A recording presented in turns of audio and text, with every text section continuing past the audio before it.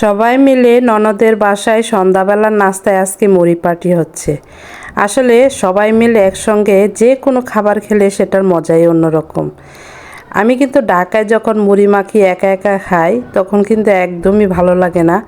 আর আজকে সবাই মিলে একসঙ্গে খাচ্ছি, খুব ভালো লাগছে। এটা হয়েছে পরের দিন সকালবেলা, খুব ভোরবেলা আমি ঘুম থেকে উঠে দেখি আমার ননদ মাটির চুলায় রান্না বসিয়েছে।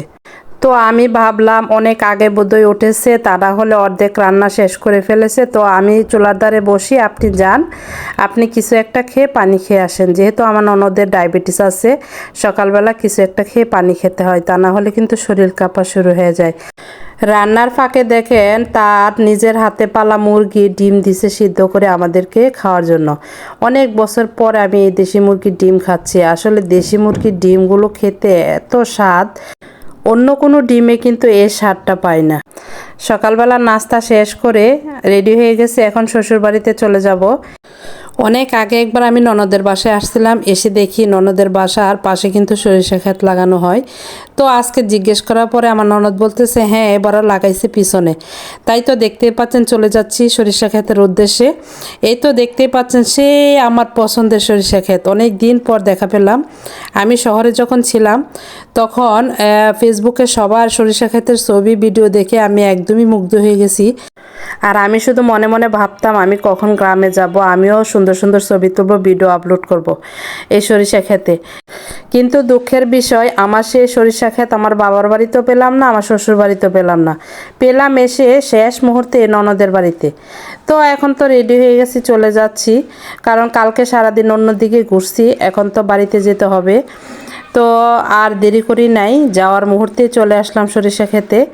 তো একা একা তো আর ভিডিও করতে পারবো না, ছেলেকে ডাকলাম, নিয়াজ চলে আসতে। নিয়াজ আসার পর এই তো দেখতেই পাচ্ছেন ভিডিও করতেছি, ছবি তুলতেছি। সরিষা ক্ষেতের দৃশ্য আমার খুব ভালো লাগে, আপনাদের কাছে কেমন লাগে অবশ্যই জানাবেন। আমি এতটা প্রকৃতি প্রেমী ছিলাম না যতটা না এখন হয়েছি।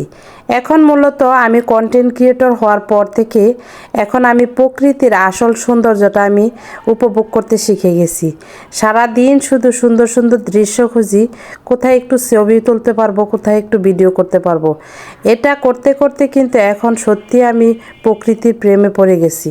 এত সুন্দর দৃশ্য ফেলে আমার তো যেতেই মন চাচ্ছে না, আমি কি করব না করব কিছুই ভেবে পাচ্ছি। সরিষা ক্ষেতের হলুদ রঙের আবিরে মনে হচ্ছে আমার মনটাই আজকে একদমই হলুদ হয়ে গেছে।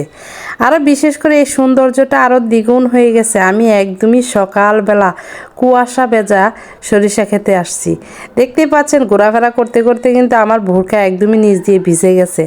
তারপরে কিন্তু আমার ঘোরাফেরা শেষ হচ্ছে না, এই তো দেখেন আমার বোরকা কিন্তু নিচ দিয়ে ভিজে গেছে, কারণ অনেক কুয়াশা পড়েছে। আমি দুই সরিষা ক্ষেতের মাছ দিয়ে যে আইলটা আছে, আইলটা দিয়ে আমি এই সৌন্দর্যটা উপভোগ করতেছিলাম।